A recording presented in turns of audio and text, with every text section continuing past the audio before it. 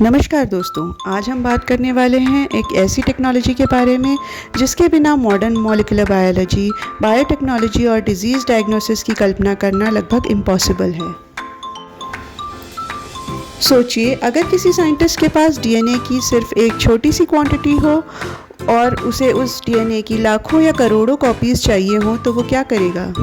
क्या डीएनए की फ़ोटोकॉपी निकाली जा सकती है? सरप्राइजिंगली जवाब है यस। और यही काम करती है पॉलीमरेज चेन रिएक्शन यानी पीसीआर।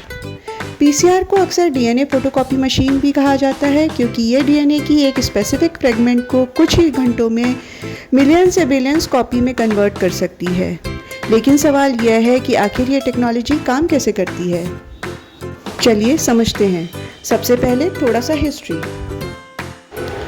पीसीआर टेक्निक को 1983 में साइंटिस्ट कैरी मिलस ने डेवलप किया था। इस डिस्कवरी ने जेनेटिक्स और मॉलिक्यूलर बायोलॉजी की दुनिया को कम्प्लीटली ट्रांसफॉर्म कर दिया और इसी कारण उन्हें नोबेल प्राइज़ से भी सम्मानित किया गया। अब मान लीजिए कि आपके पास किसी पेशेंट का ब्लड सैंपल है, किसी क्राइम सीन से मिला हुआ हेयर सैंपल है या किसी फूड सैंपल में माइक्रोबियल कंटामिनेशन चेक करनी है। इन सभी केसेस में डीएनए की क्वांटिटी बहुत कम हो सकती है। यहीं से पीसीआर की जर्नी की शुरुआत होती है।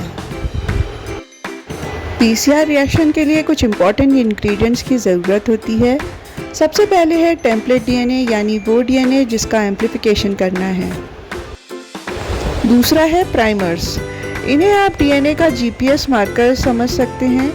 ये टारगेट डीएनए सीक्वेंस को आइडेंटिफाई करते हैं और पॉलीमरेज को बताते हैं कि कॉपीइंग कहाँ से शुरू करनी है।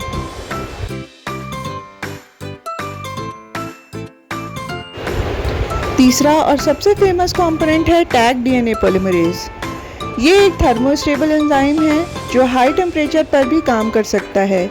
इस एंजाइम को थर्मस एक्विटिकस नाम के बैक्टीरियम से आइसोलेट किया गया था। इसके अलावा रिएक्शन में डीएनटीपीज होते हैं जो नए डीएनए को बिल्डिंग ब्लॉक्स प्रोवाइड करते हैं और एक बफर सिस्टम रिएक्शन के लिए आइडियल एनवायरनमेंट मेंटेन करता है। अब आते हैं पीसीआर के एक्चुअल मैकेनिज्म पर। पीसीआर में 3 मेजर स्टेप्स होते हैं और यही स्टेप बार बार रिपीट किए जाते हैं। Step 1 denaturation. सबसे पहले डीएनए को लगभग 95 डिग्री सेल्सियस पर हीट किया जाता है। हाई टेम्परेचर के कारण डबल स्टैंडर्ड डीएनए के हाइड्रोजन बॉन्ड्स टूट जाते हैं और डीएनए 2 अलग अलग स्ट्रैंड्स में स्प्लिट हो जाता है, बिल्कुल ऐसे जैसे जिप खोलने पर उसके दोनों हिस्से अलग अलग हो जाते हैं। Step 2 is annealing. अब टेम्परेचर को 50 to 65 डिग्री सेल्सियस तक रिड्यूस किया जाता है। इस स्टेज पर प्राइमर्स टारगेट डीएनए सीक्वेंस से बाइंड करते हैं। ये स्टेप बहुत इम्पॉर्टेंट होता है क्योंकि इसी स्टेप में पीसीआर की स्पेसिफिसिटी डिसाइड होती है। Third step is extension. अब टेम्परेचर को 72 डिग्री सेल्सियस पर सेट किया जाता है। ये टैग डीएनए पॉलीमरेज का फेवरेट टेम्परेचर होता है।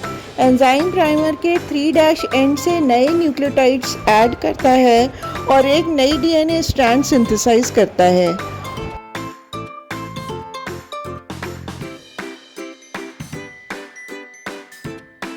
अब सोचिए, जब ये प्रोसेस 35 साइकिल्स तक रिपीट होती है तो डीएनए एम्प्लीफिकेशन एक्सपोनेंशियल हो जाता है। एक छोटा सा डीएनए फ्रेगमेंट कुछ ही घंटों में मिलियंस और बिलियंस कॉपीज में बदल सकता है। इसी वजह से पीसीआर को मॉलिक्यूलर बायोलॉजी की सबसे पावरफुल एम्प्लीफिकेशन टेक्निक माना जाता है। अब सवाल है कि इसका यूज़ कहाँ कहाँ होता है।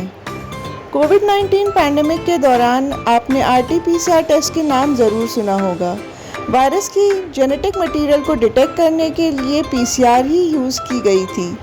फोरेंसिक साइंस में डीएनए फिंगरप्रिंटिंग के लिए पीसीआर का यूज़ होता है।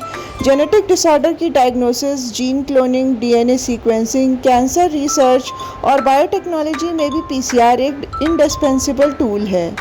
फूड साइंस के फील्ड में पीसीआर का use food borne pathogen detect करने, एडल्ट्रेशन आइडेंटिफाई करने और फूड ऑथेंटिसिटी वेरीफाई करने के लिए किया जाता है। दोस्तों, पीसीआर की सबसे बड़ी स्ट्रेंथ है उसकी सेंसिटिविटी और स्पेसिफिसिटी।